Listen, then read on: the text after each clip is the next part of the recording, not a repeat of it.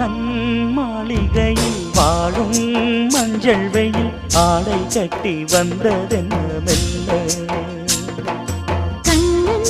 நீதான் என்று நீரா வந்தாள் என்று காதல் கதை ஜாடைகளில் சொல்ல மாலை கண்மயங்கும் வேளை மங்கை நதி மங்கை நதி பொங்கி வரும் கங்கை நதி ஏதோ காமம் செய்த சூதோ